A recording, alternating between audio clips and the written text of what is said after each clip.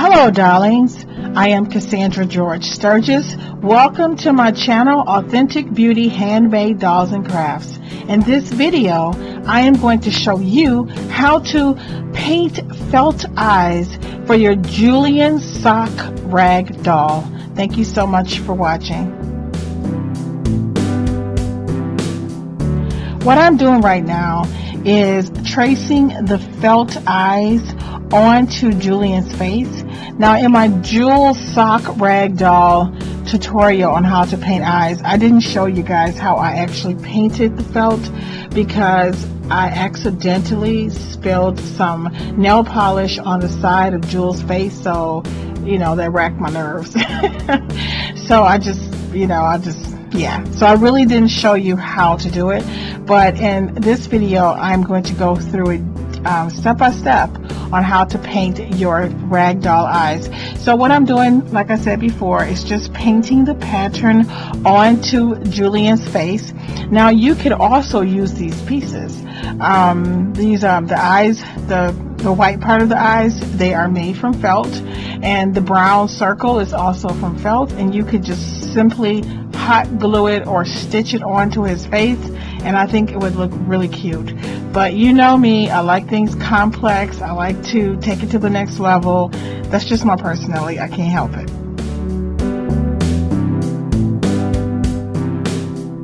I am now using gesso, and I'm going to paint the area of the eye so that the paint does not sink into the fabric. It's going to create a really nice hard surface for the paint. Now, if you're like me and you like to experiment, you should paint the sock doll's eyes with and without gesso, and I promise you, you will see the difference. But guess what? You might like it without the gesso, because depending on whether you use pencils or 3D paint or just regular acrylic paint, all of that can determine how it's going to look. And I am a person who likes to experiment. Now, what I love about using gesso is that my color is saturated and I don't have to work as hard to get the shade of color that I'm looking for. But without gesso, even when I used to paint my dolls without the gesso, I would put several layers to create eyeshadows or different looks just to get that look. And especially since I tend to use a lot of brown fabric because I'm creating black, African American dolls, and so it's really hard to get the color to show. But when I use gesso, like I said, it stops it creates a hard surface, and you don't have to work as hard for your colors to show up.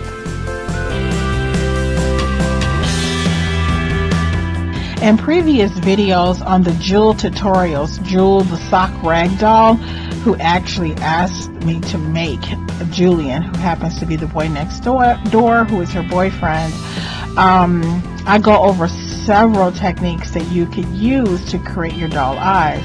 You may use buttons. You can use these little eyes that you can buy from any craft store, where you just snap them in the back and they're really safe for children.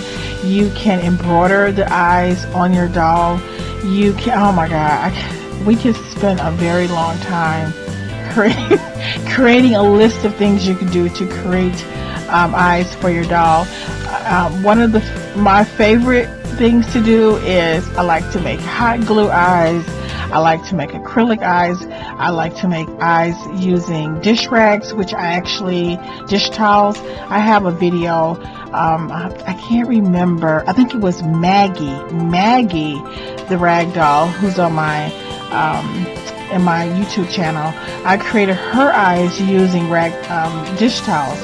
So you can use a variety of techniques to create the eyes, or you may choose not to have eyes at all for your doll. That's still an option.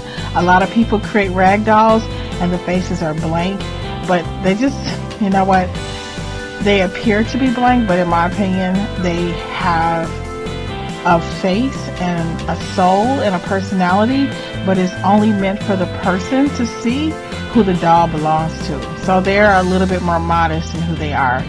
So this is just my technique.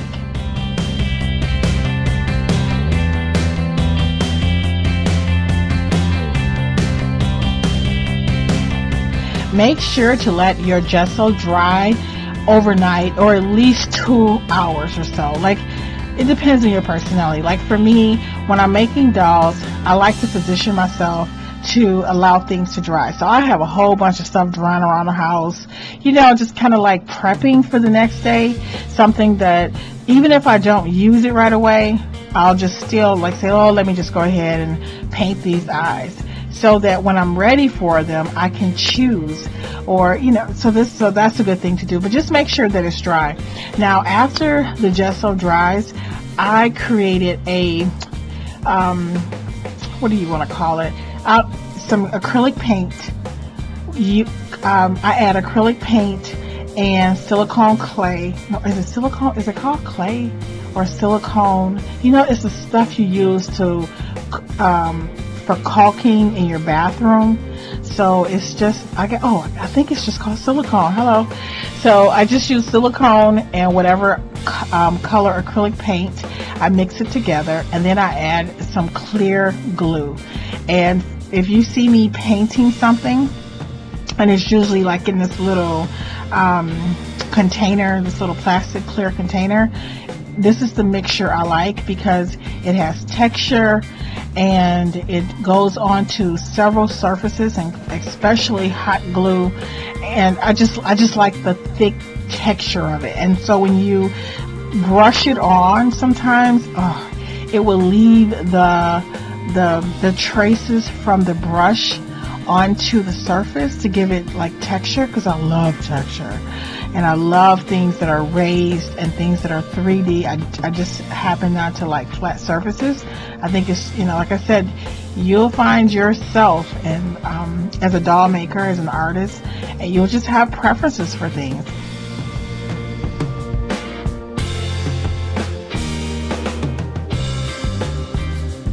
I also use gesso for his eyebrows because I wanted that area to be hard as well.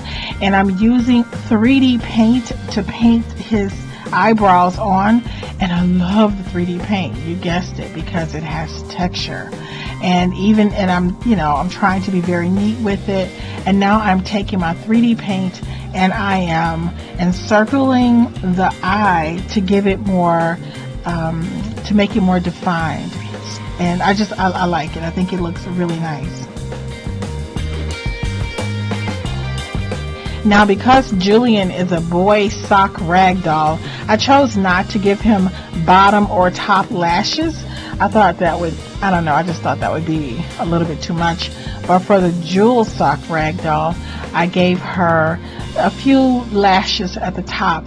And I thought that for her face is small and she's a young person, so I didn't want to give her bottom lashes. I mean, she has all this hair. I thought that was, it was enough. But again, if you want to give your dog bottom lashes, top lashes, you should do whatever you want.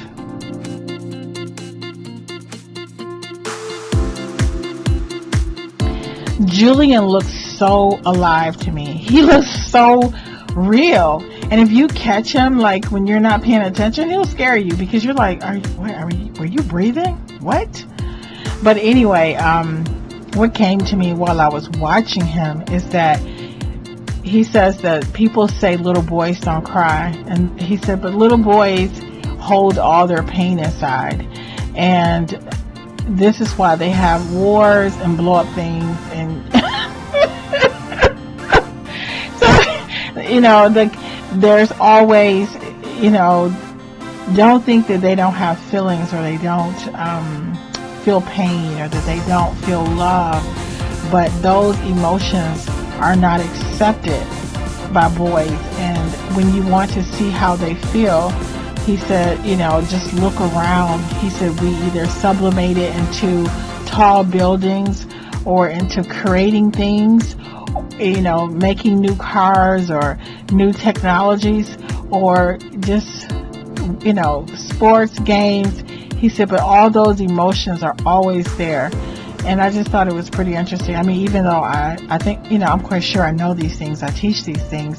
But when I was, like I said, when I was taking a picture of him, I noticed this is what the energy that I was getting from him. The little boys cry, but we hold it all inside. And we sublimate it into creating, you know, things, wars. So now I am cutting out the felt. This is just the basic felt that you would buy from Walmart, and I just drew some circles on it. And now, oh my God, oh, I love it. Oh Jesus, I love paint. I love playing in hot glue paint. But anyway, so what I'm doing now is I am about to take some brown nail polish and saturate the little circles of felt with my brown nail polish. And oh my God, I like the way it, when it sinks into the felt, it has this, it glistens and it sparkles a little bit. Oh Jesus, I'm sorry. It just makes me so happy. It just changes the texture and it changes the way it looks. So here's this really cheap felt fabric, and you put this nail polish on it and it just changes.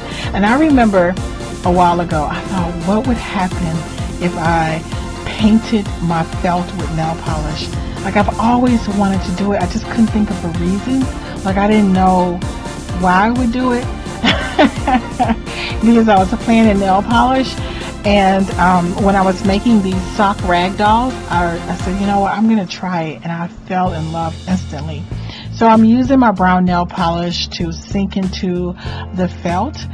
And then this is a charcoal gray nail polish, and I like to dab it right in the center, because I don't really want that to show, but if you take the right picture, it will show. Oh my God, did you see that sap green acrylic paint? Oh Jesus, oh man, I love this green. Like, I think this is like my favorite shade of green. So after I put the little charcoal gray, I am dabbing the sap green around the inner circle of the felt. And oh God, I love it so much. But I don't want it to be dominant, because, you know, it's kind of a lot, the color itself. So, and then I wanted it to be matte, because the brown nail polish is, you know, it gives it like a shimmery look. I didn't want the green to shine. I wanted it to be matte.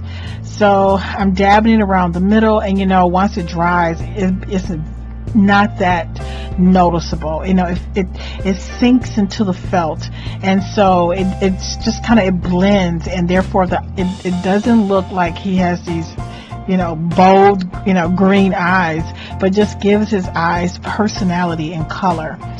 So after I finished painting the center of the eyes with this sap green that I absolutely adore, I like to use a little bit of gold paint. Oh, this is my gold nail polish. I love this nail polish. And I'm going to dab it in the middle over the charcoal gray, because I don't know, I like the way gold sparkles from the center. And again, when you take, it's not going to all show up and look really, I don't know the word I'm looking for. It's not, I hate the word tacky, but it's not going to look overpowering. It's going to look very subtle, and when the camera catches it in the right light, it just has that ooh la la. So now that I've dabbed the center with the gold nail polish, oh, this is my favorite acrylic paint. It is called Gold Flash, and I'm going to paint the rim of the irises with this Gold Flash and give it that limbo ring. I think it's called a limbo ring.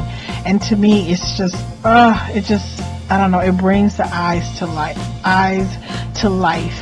And I just really like it. And I don't add the, the light reflectors until I actually glue it onto the doll's face, because I need to see how they look on his face first, or if I need to trim it a little bit, and then I'll add the white portion. the little white dots.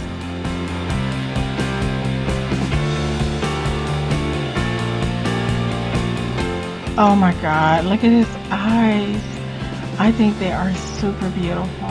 Oh my God, look, Julian. Oh, I love his eyes. I do. I love his eyebrows. I love his face. I just think that his face is very expressive.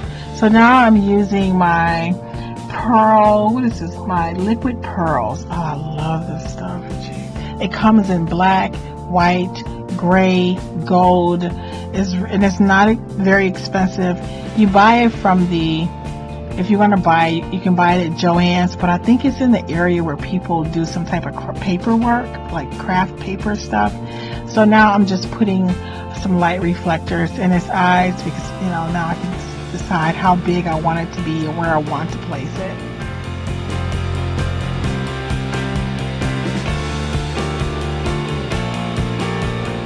I'm obsessed with mirrors and people, and the reason I'm interested in mirrors is because I always wonder who we would be if we couldn't see ourselves. Like, how would we look and what would we focus on and what would we think about?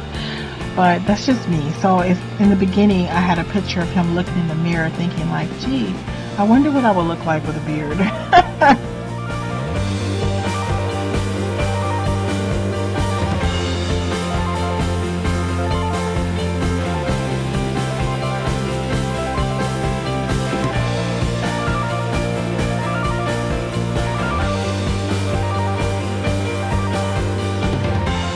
I know there's a doll inside of you who is just dying to come to life, but only you can breathe life into her. Thank you so much for watching, and I look forward to seeing you in the next video.